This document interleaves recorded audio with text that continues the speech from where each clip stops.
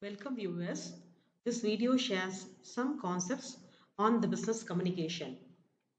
Every business, whether big or small, has to maintain contacts with its customers, suppliers, bankers, lawyers, and others. As such, a communication is so much essential for a business and every time.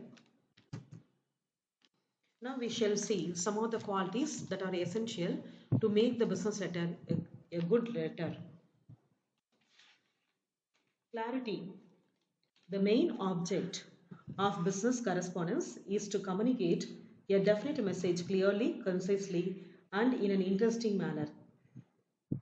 Use simple words, sentences, and state the matter directly.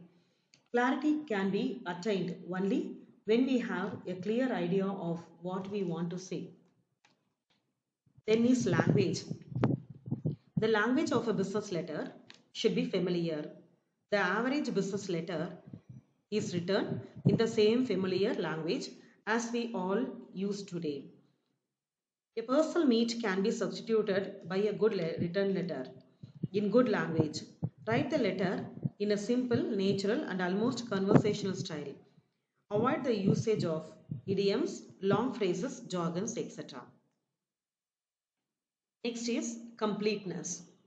In business communication, completeness of facts is absolutely necessary.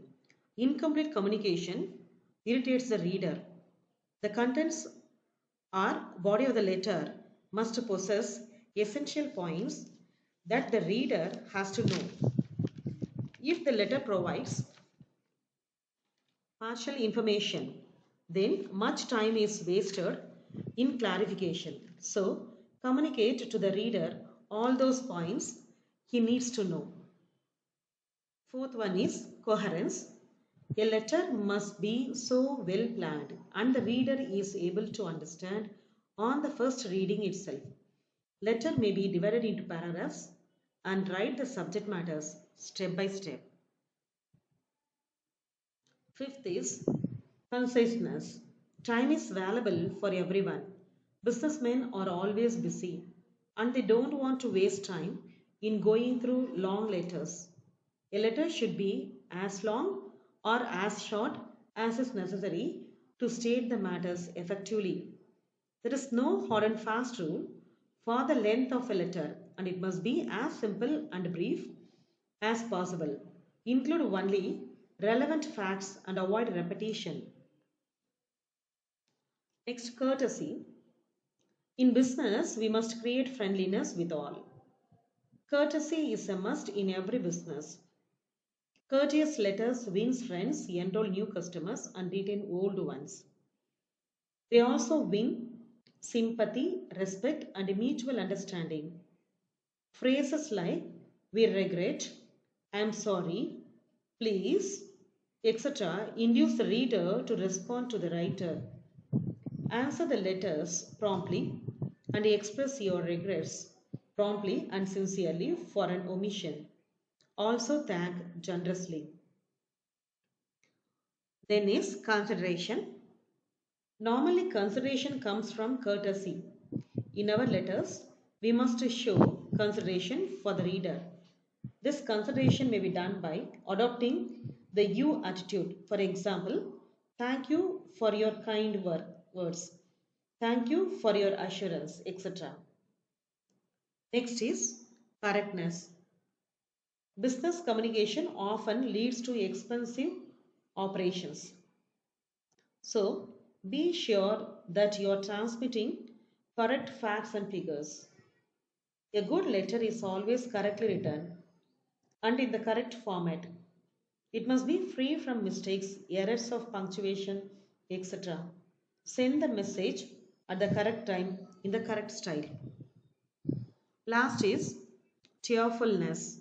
Business letters aim at earning the goodwill of the reader. Always begin with positive and optimistic approach.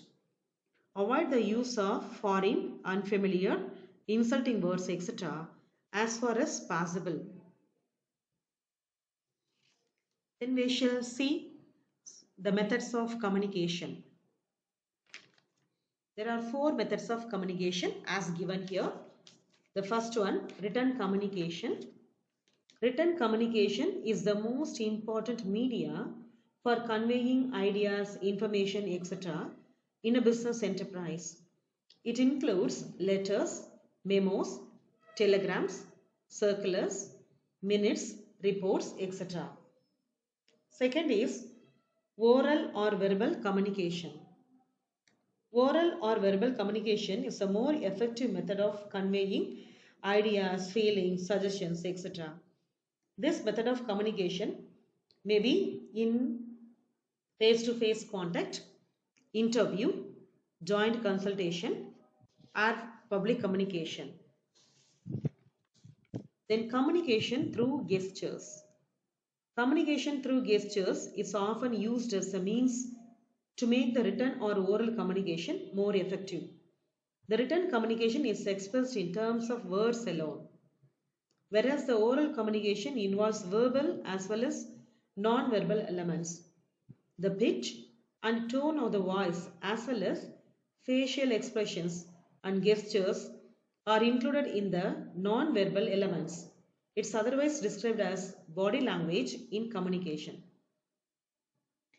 The last one is computer-based communication. Today, the computer technology has changed the landscape of business communication. It makes possible to communicate immediately with people living in remote places.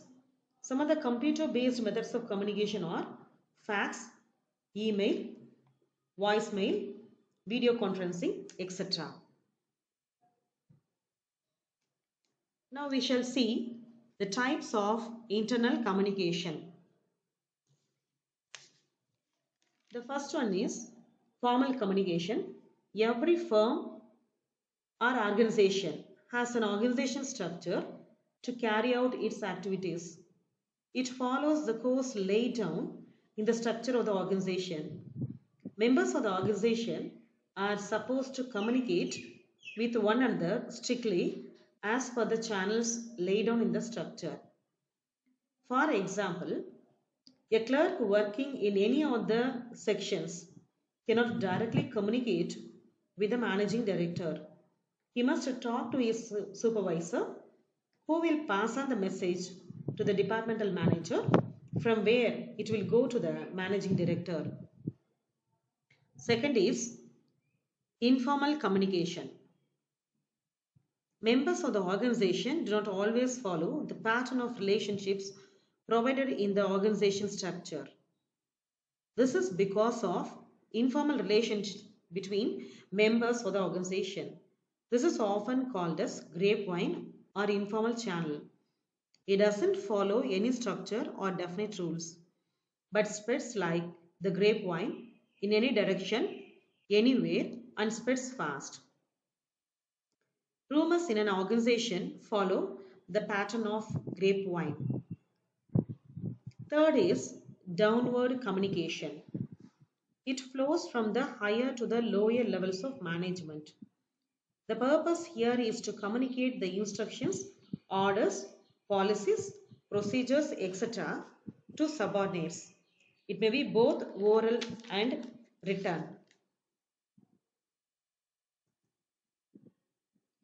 Fourth is upward communication. It moves from the lower levels to the higher levels. Here, the subordinates send upward communications to their superiors in the form of reports giving details as to progress of performance at lower levels. Inquiries, complaints, grievances, suggestions, etc. are other examples of upward communication. Horizontal communication. This type of communication generally takes place in a decentralized organization. It flows between people at the same level. Subordinates operating at the same level and under the same supervisor may communicate with one another to exchange information in several aspects. It's important for promotion of understanding and to secure coordination from various departments. It's effectively carried on through oral means like face-to-face contact, telephonic talk, meetings, etc. To conclude about communication, the effective communication is needed at all stages for the welfare of the organization. I thank you, all the viewers, for your patience listening. Thank you, one and all.